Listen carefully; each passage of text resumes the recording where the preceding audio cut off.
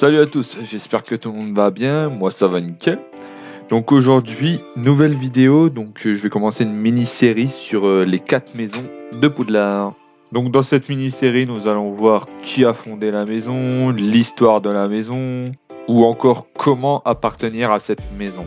Donc pour commencer, nous allons commencer par la plus emblématique des maisons, Gryffondor. Comme vous le savez déjà tous, à Poudlard, chaque élève est membre d'une des 4 maisons fondatrices. L'histoire de Gryffondor. Godric Gryffondor est natif du village de Godric's Hollow et était considéré comme le plus grand duelliste de son époque.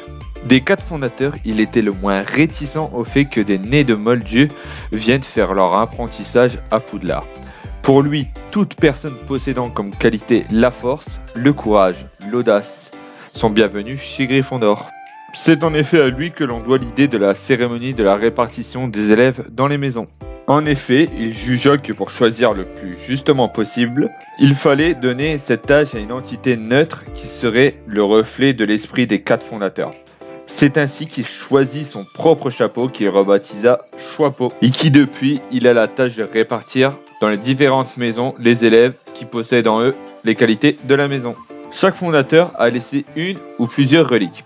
Celles de Gryffondor sont le Choixpeau et sa propre épée, qui n'apparaît qu'à un membre de la maison lorsque celui-ci fait face à de grandes difficultés.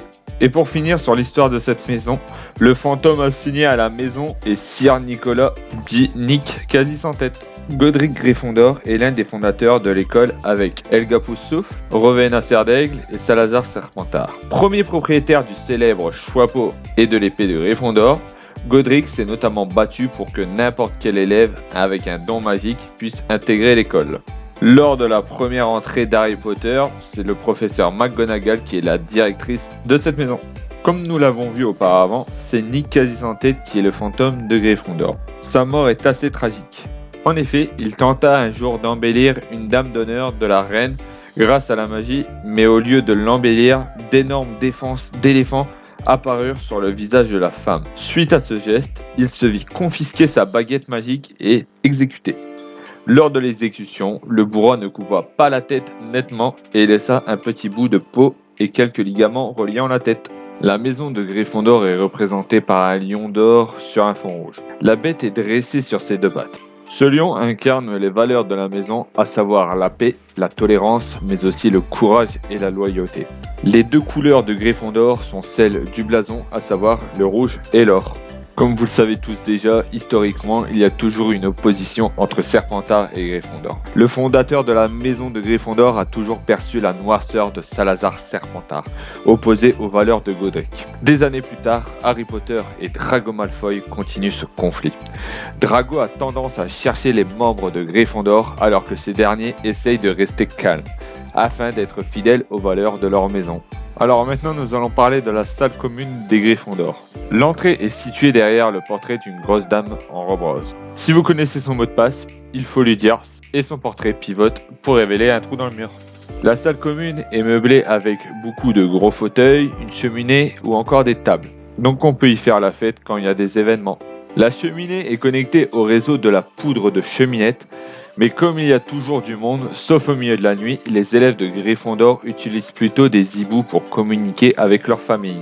Parlons des escaliers maintenant. Donc on a jeté un sort aux escaliers des filles, de telle sorte que si un garçon pose un pied sur la première marche et continue à avancer, une alarme se met en route et les escaliers se transforment en un long toboggan de pierre, le faisant ainsi glisser jusqu'au sol de la salle commune.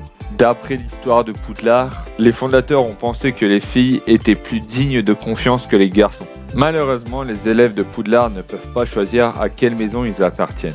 Au début de l'année scolaire, les nouveaux élèves sont affectés dans les 4 maisons de l'école par ce fameux chapeau. Donc ce chapeau est placé à tour de rôle sur les têtes des nouveaux élèves.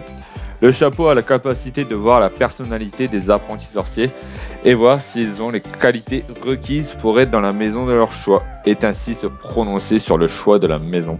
Pour finir, nous allons voir les élèves membres de Gryffondor.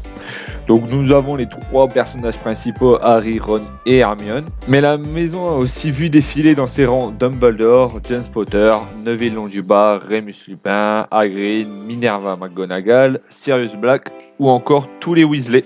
Et voilà, j'espère que cette petite vidéo t'aura plu. Si c'est le cas, lâche un petit pouce bleu, mets un petit commentaire, abonne-toi si c'est pas déjà fait, commente ta maison.